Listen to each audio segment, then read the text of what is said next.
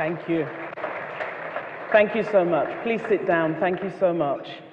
I want to start by thanking Pastor Poju for all he does. 2017, I was here last. I was minister. He's always where he needs to be. So then he just wanted to understand what was going on with the economy. And I came here and gave a presentation. And I find it very interesting now that 9 years on, he's talking about the same things that I'm thinking about, which is entrepreneurship. So when he called me and said, would I speak, I said to him, I said to him, absolutely. And I've had to rearrange my schedule. I don't want you to say, oh, clap for me, but a friend's daughter is getting married somewhere very nice. I'll leave tonight because I actually think this is important. I think entrepreneurship, and I'm going to speak about a great idea, but I'm going to preface it by explaining a few things from an economic perspective so that you'll understand why I think this is important and why I think that Pastor Poju is onto something with what he's doing. So this country, and please, all those people that say in 2080, I think somebody's told me 2080 the other day, Nigeria is going to be the top, because I said, you people are crazy. But in 2080, I'll be 113 if Jesus tarries. We can't keep on pushing the thing forward. You know, in 2040, we're the biggest economy. In 2050, it keeps rolling, right? The only way we're really going to jump, and there's an opportunity now for Africa and therefore for Nigeria to jump, is when SMEs begin to grow, begin to scale. And that's why I started a new project, which I'll talk about a little bit. And that's why I felt I needed to be here. Interestingly, John Alamu, I traveled 6 hours to go and find John Alamu in Akure, because right now my life is about showing people that entrepreneurship can work, that businesses can be founded and businesses can grow. Because in Nigeria today, if you are employed, that is if you have a job, 80% of you are employed by SMEs. Forget government, forget the days when, you know, if you drive all around here, you see big industrial complexes that used to be factories, and a factory would open and employ 2,000 people. Those days are gone, and they're not coming back. They're not. What they're going to be replaced with is nimble, digital-based, intelligent, data-driven businesses. And the digital economy has leveled the playing field in a way that you wouldn't believe. You can walk into a shop in London and see made in Nigeria chin-chin for sale. You couldn't do that 10 years ago. In fact, once they heard that the product was from Nigeria, they wouldn't want to stock it. Now, the world is digital. You can get online, you can create an ecosystem, you can create a following, and we're seeing it. We've seen it in music, we've seen it in film, we're seeing it in sport, we're seeing it in tech, and I'm very happy that Tosin of Money Point is here. The next bounce of the ball could be yours. And that's why I'm here to just share a few ideas with you that I hope will open up your thinking. Let me start by a small confession, because some of you will know me as minister, commissioner, all those things they read are true. I am all of the above and more, but I'm also an entrepreneur. I've had 9 businesses. 6 have failed. 2 were draws, and 1 is struggling.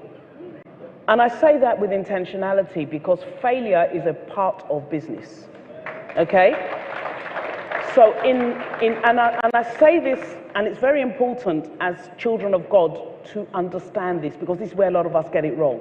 So if you failed, did you pray? Was it a good idea? Was it a God idea? You know, you get those kind of miserable counselors when you fail. They sit down in front of you and say, so what happened? Did you pray before you started? Say yes. And what did God say? God said I should do it. Okay, so why has it failed? Now, these are logical questions, but they're not useful questions. Those are the questions that people went to Joseph when he was in the prison and said, so did you pray? Yes. Did you fast? Yes. So why are you in prison? But they haven't seen what you're learning along the journey. Every single failure Every single failure that I have had, and one day when I have time, I'll tell you about all my failed businesses. Many different. I had a Christian bookshop. How more anointed an idea can be a Christian bookshop? How more anointed can you get? So when the bills would come and I couldn't pay, I'd say, Father, this is your work. This is your word. I had scriptures that I was standing on. God gave the word. Great were the company of those who published it. I failed. Not only did I fail, I ended up paying debts. But you know what else happened? I learned. I learned what to do. I learned what not to do. So please, if there's anybody here who's failed and thinks that maybe it's not for me, I want to encourage you that if you get another great idea, and hopefully when I finish this presentation, I'll show you how to validate it. Not in a spiritual way, right? Because having a God idea does not exempt you from the market. Yeah? And being anointed, and even if Pastor Paul pours oil on your head, you are going out there, you will face competition. You will face unfair competition. You will face fair competition. You will face the impact of your own bad decisions. But it's part of the entrepreneurial journey.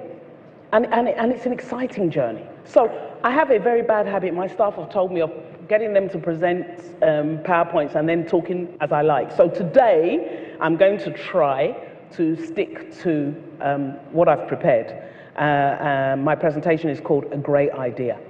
And so I want to talk about the 4 laws that apply even for anointed ideas. Yeah? No matter how anointed your idea is, you are going to compete in the market. Angels do not bring customers. Trust me, I've prayed all kinds of prayers for business. Angels don't bring customers. Marketing brings customers. Lying on the floor in my shop, calling forth customers, pointing to the book, standing on scripture didn't bring customers, the business still failed. And I think this is where some of us miss it. We've heard from God, we're anointed, pay our tithes, serve in the ushers, and now we have an idea. Of course it's got to succeed. But I want to just ask you that there are 4 things I want you to put your idea through. After God has told you, because God has told you, and I'm sure you did hear correctly, but you also have to hear about these 4 things. So 1 is the market. Now, as I say, you can call your business anointed, children of God, small chops. You are going to compete with every other small chops. And I know some of us do that, right? We're trying to be really spiritual, kind of blackmail God, give the business a name that is embarrassing to God if it fails. My bookshop was called The King and I. How good is that? It failed. In fact, it failed and left me in debt. So what is the market? Have you done your research? Do you know the market you're going into? I'll deviate a little bit and talk about the project that I've started, and this is the reason why I interviewed John, and today I'll be interviewing Tosin. I've started a project called Nidacity. It means Nigerian audacity. And what I'm doing is I am showcasing Nigerian business at a granular level. So I'm looking for entrepreneurs, I'm speaking to them. We are providing what we call inspiration, education, and resources to support businesses. So you go there, you read a story. You won't read Bill Gates, you'll read John Alamu's story. You'll read the story of the guy that started Mega Chicken. You'll read Tosin's story. So you will be able to understand where they failed, where they got it right, where they got it wrong, because business is a process. And anointing will not take you there. You've got to do the work. You've got to do the research. You've got to understand your competition as well as you understand yourself. And you don't do things like, and we do this again, God help us Christians. Sometimes we over-spiritualize things. So one of my failed businesses was a hair salon. And after I opened the hair salon, somebody else opened maybe 3 doors down. And then people would come and tell me, do you know what she's using? It's like, whatever she's using, she's beating my ass right now. So it's really not relevant, So let's not over-spiritualize competition. Competition is there for a reason. You need to study it. You need to know, okay, if they're using something, you two go and use your own now. You know, don't, when failure comes, sometimes the market is telling you something. Sometimes your product is not selling because the market is telling you it's wrongly priced. It may be anointed, but it's wrongly priced. Or you're facing the wrong market, or your timing is wrong. So don't because sometimes we get a little bit, and then we start having dreams. We start calling pastor in the night. I had a dream. I saw my competitor running after me. I think she's using, no. No, the Bible says by much activity a dream cometh. After a while you start dreaming of things. You've got to do your work. Being a child of God, being anointed, being in covenant with Christ does not exempt you from the normal. In fact, if anything, it might make it tougher. It might make it tougher. But the good thing is, if you do the work, then the anointing becomes like the icing on the cake. It's not the other way around. You have to do the work. So understand your market. Who is your market? Who are your competitors? How do they react to you in the market? How are you marketing? Are you rightly capitalized? Have you jumped into business because, and this is one thing we're finding with Nidacity, and this is one of the things we're correcting.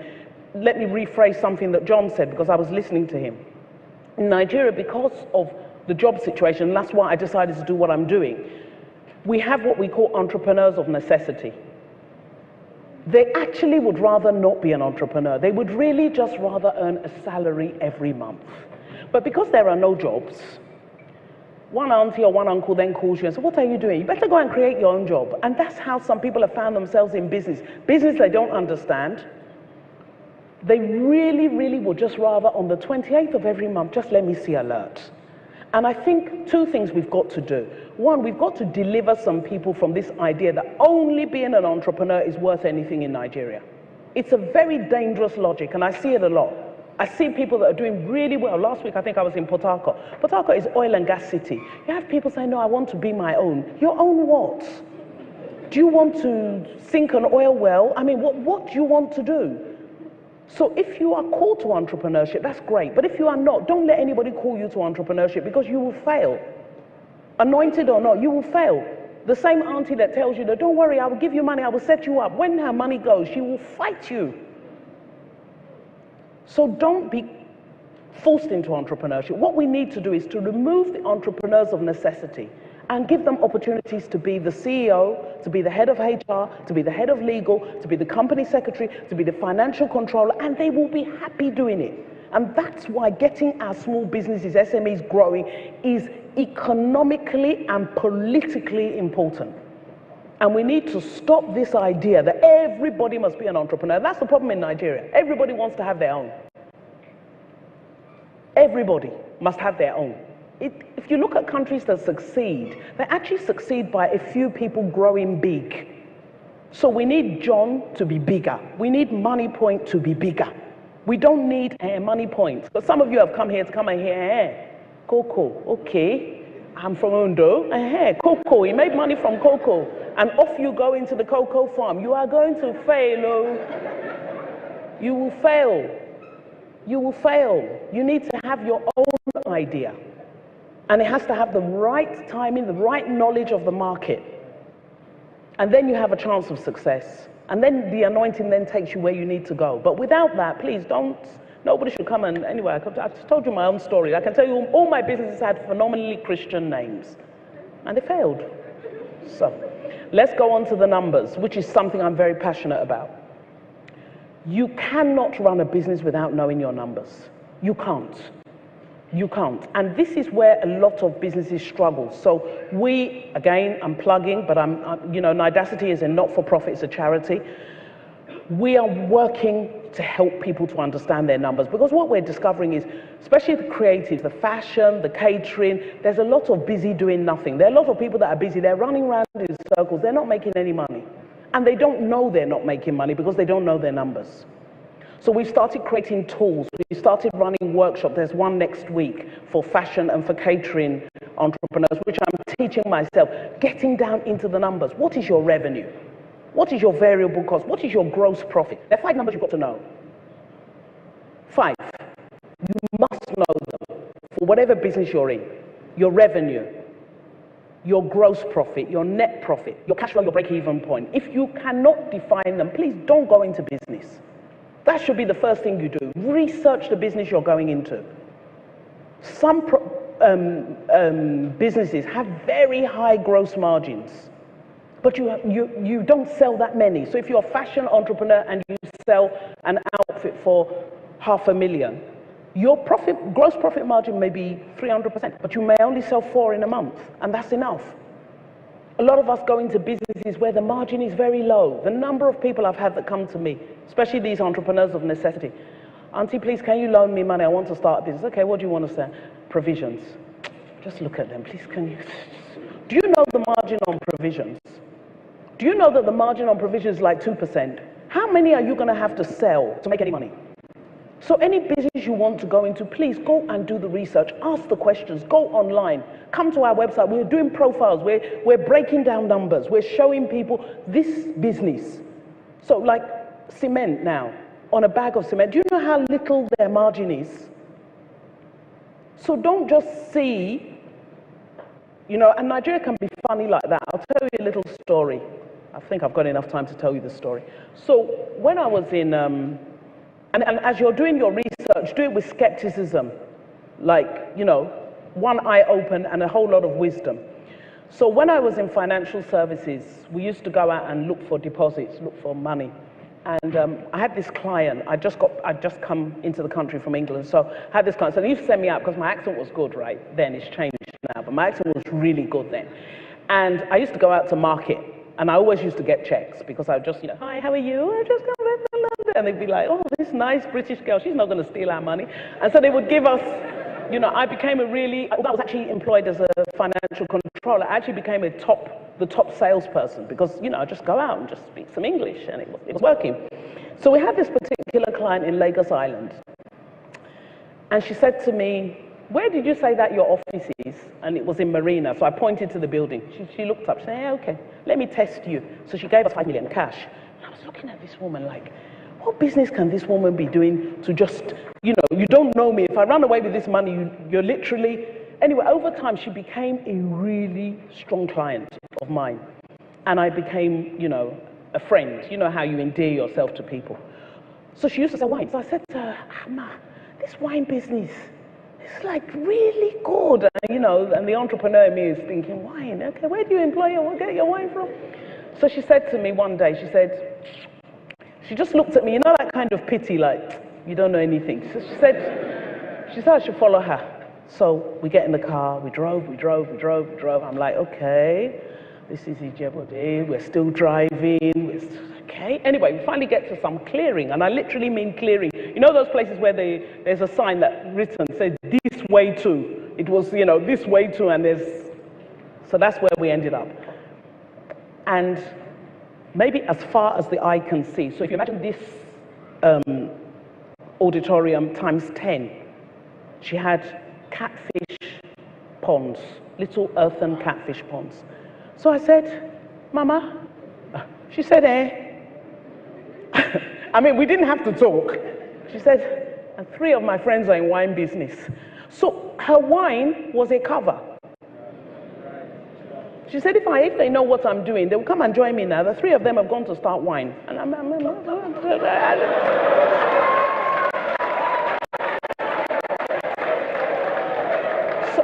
So what am I saying? I'm saying do your research with wisdom. Some things are not what they seem. And that's why knowing your numbers will help you. Because some of you are competing with the subsidy. I was talking to a lady yesterday, she's a fashion entrepreneur, and she was telling me, she said, you know, I can't figure out how her particular competitor is doing it at this price. And I said to her, you need to understand your competitor as well as you understand yourself. You have to if your numbers don't make sense, then there's something else. I'm not talking about something else like spiritual. I'm saying something else. Some businesses are only alive because, I won't say a husband, so let me say a wife. A wife who's successful is sitting down, seeing the husband sitting at home, so what are you even doing? Okay, yeah, go and open a business. Just be going out of the house. She's paying the rent. She pays the bills. So if you go and compete with that person on price, you will fail. Because that person only has one thing to do. They're not paying the rent, they're not paying the bills. So they'll just discount, and you will follow them, discount. Two of you will go down together. In 3 years, the subsidy will end, that person will pack up their business, and yours would have gone with it. So you have to know the numbers of your industry. You have to. You have to know them, with almost religious passion. Because that's the only way you can compete. So that way, if you see a competitor make a particular move, you should be able to cost it. And if you can cost it, you can say, no, I'm not playing that game. Like now, I was reading something where they were telling people, Black Friday, ignore Black Friday. Because a lot of people are making losses because they don't know their margin. They've cut their own to 20. Let me do my own at 15. Those are not your customers. They'll just come, they'll buy from you at 15 and they're gone. You're trying to build a business, you're trying to build customers, you're trying to build an ecosystem, you're trying to build a brand. And if your only strategy is cost cutting, I would strongly suggest you get out of business quickly. Because you will lose your money and you will lose motivation, which is very difficult to replace. It's really, really hard. I've failed before, right? The only thing is, with me, all my businesses were side hustles. So when I failed, I'll just my salary, go back to my career, lick my wounds. Sometimes, my mum would say, hey, what of that? I'm not doing that anymore, Moved on. But along the line, and this is where I started the whole Nidacity journey, I discovered something, which is that I'm a far better mentor than entrepreneur. And so I started mentoring people, and that's where this all started from. That, look, why can't I do this on scale? I can only mentor maybe 10 people at once. Do it properly. Be at the end of the call. Let's look at the numbers together. What should you do? What should you not do? I'm a better mentor than I am an entrepreneur. But if I hadn't been a failed entrepreneur, I would have been a rubbish mentor, if you know what I mean, right? Because honestly, the worst people, sorry, I shouldn't say this, but once someone says I'm a doctor of entrepreneurship, if you can't show me the business you've run, please help me, please. Because unless you've made salary, the entrepreneurs, you know how hard it can be some months to make salary. Or have to look at people in the eye when you haven't paid their salary and encourage them to keep working. It's hard. So you need to learn, which is part of what we're trying to do. Please learn from those who've done it. Come to platforms to this kind of thing. That's why this is exciting to me. Bring the people that have done it. Don't bring the people that say, an enterprise is, those lectures where you're not going to learn anything. What is a business? Let's start with the dictionary. They will start with the dictionary. Collins Dictionary said, you have nothing to teach anybody. Go and sit down. So let me move on.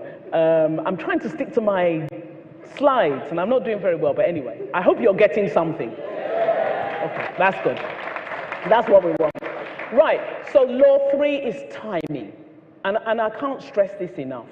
Your timing, so God can give you an idea and tell you to go and incubate it.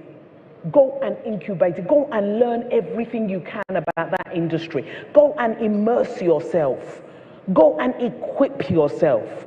I'm a very impatient person. And I look back on my failures, and I think a lot of my failures were having an idea and jumping. In fact, before God has finished the idea, I've already hired 3 people and opened a shop. And then I'm like, God, okay, what next? Then the prayer starts. Because sometimes it's a right idea at a wrong time.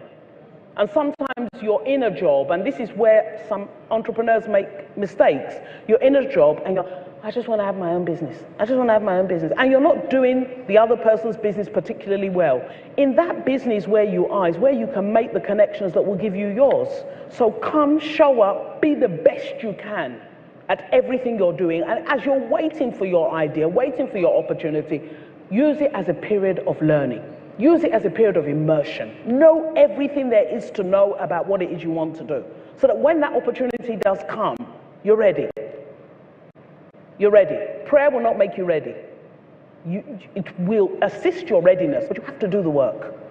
You have to do the work. And a lot of the people you're competing with, remember, they also pray, So don't think that it's not a contest of who can pray the hardest.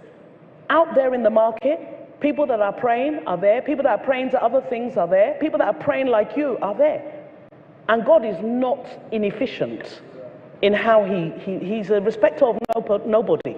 So don't think because I'm praying, I'm anointed, I served, I sang in the choir, therefore when I step out at the wrong time, I will succeed. You end up like me. You end up like me, you fail. You pay the debts, you move on. So, yeah, I'm speaking from hard experience. Well, if I had more time, I would tell you about one of my businesses and how I failed, but I don't have the time. So the fourth law is the team, and I think John handled this better than I could have. You need a team. You can't do it all alone. You can't. You need a team. You need to build them from the bottom up. Recently, I did a recruitment. I couldn't find, because there's a problem in Nigeria, you know. There's a real problem. Entrepreneurs are not calling out, but there's a real problem in Nigeria. Because as many as are unemployed are as many entrepreneurs that cannot get decent staff. I had a conversation with Alhaji Aliko Dangote recently, and he was telling me that he's having to he said, it's not that I want to employ foreigners. I can't get staff. Meanwhile, we have an army of people. Every day I'm seeing CVs. I just want a chance. I just want an opportunity. So something's wrong. Something's wrong. We need to understand where is the next bounce of the ball and be ready. Sitting there, you know, I did a recruitment exercise. You know, you ask people, okay, tell us about yourself. They start off with, and once somebody tells me their surname before their first name, I've already cancelled you before you even say anything else. My name is Makanjuala Tosin. So, what do we call you? Makanjuala? No, Makanjuala Tosin. You've already confused. Just say your name. I'm Tosin Makanjuala. Don't do that. People do that. Sorry, in interviews, very bad. When they ask you for your name, they're asking first name, surname. Please don't create problems for people and don't cancel yourself in interviews, because a lot of people do that. Anyway, we had this person, she came, she started that way, so I knew the interview wasn't going to go very well. And then she just listed all her qualifications. I did this, first school leaving certificate, this one, primary school, okay, what else have you done? Nothing. And that's the problem. So that person is going to struggle in the marketplace. You're a student, acquire skills. Now you can teach yourself anything on YouTube, on Instagram, on TikTok. That's why with Nidacity we've got a very strong social media drive, because we realize that people are scrolling. Let them learn business while they're scrolling. Let them be inspired while they're scrolling. Don't just scroll, you know how there's this kind of content that, you know, is consuming our time like a spirit. You just sit down, sometimes in my house, I just hear a laugh. Ah! I run over. What's that? See this monkey, the monkey is turning. Like, really? And that's what's making you laugh like that? You know, it's a thief of time, oh. It's a thief of time. I'm not saying don't be entertained, but I'm saying, you know, time is an asset. Time is an asset. So I'm going to quickly flick. So I'm going to then, I was going to tell you about Nehemiah, but go and read it at home. He's the biblical case study, you know, of how I feel that an entrepreneur should approach a task and a business. He prepared, he prayed, he did all they need, but I'll leave Pastor Podju will do that one. Let's just move on to that. So, and I've talked about what I learned about God-given ideas in the real world, both in government and in the private sector. In government, it's the same problem. The same 4 laws apply. The same 4 laws apply. I had an idea, I wanted to do something, I ran into opposition. It's interesting, when people talk about my tenure as minister, they say, oh, whistleblower scheme, oh, this one, oh, ghost workers. If they list how many things failed, you'd be shocked. You'd be shocked. But it's part of the process. So I've learned over time to discipline myself by applying those same rules to anything I do, whether government or private sector. Just stick to it. Just be rigid and be disciplined about it. What are the numbers? How's this going to work? Do I have the team? Because sometimes you have a good idea, you don't have the team to execute it. So what do? Should you outsource? Interestingly, one of the podcast interviewees was Zephans, and she said that for the first 3 years of her business, she did not sew a single item, because she realized that managing the tailors meant she wouldn't be able to grow the brand. So she outsourced all her production. It was only after 3 years that she actually bought her first machines. So understand your business, understand where you're going. I am running out of time, so I am going to close with a Nigeria-specific reality check. The statistics tell us that 91% of our startups fail within 5 years. That's the statistic we're trying to change. And we see in that statistic a lack of rigor, a lack of things like this, a lack of learning, a lot of just jumping, and also our entrepreneurs of necessity. You don't have a job, or yeah, go and start something. That we hope and pray we'll be able to reduce. Finally, what do I want? I have an ask. I'd like you to please follow Nidacity on Instagram. I'd like you to watch our podcasts. John's podcast, you need to watch John's podcast. You need to watch John's podcast. John is quite inspirational. And Tosin is going to be recording his after. I've been privileged with this mission. God has been good to us. Some of the biggest entrepreneurs, I've been using my platform as a former minister to get them to talk. So last week I had Mrs. Alakija, I've recorded her. Tell us how you got here. And I'm doing that. I'm knocking on doors on your behalf to say, oh yeah, you're there. Tell us how you got here. So in exchange, shameless ask from you, please follow us on social media. They're not giving me a fee now. I have the right to ask. So, and we're a social enterprise. We're not for profit, you will see. So please follow us, like our posts, and share the information with another founder. There may be something on there. There may be a profile. We profiled a guy that is exporting hibiscus. People have gone back to us saying, this is inspiring us. And the final thing I want to share with you, and it's important, this idea that I want to start a business, but I don't have capital. Please, today, can we bury it? Put a gravestone on it and let it die.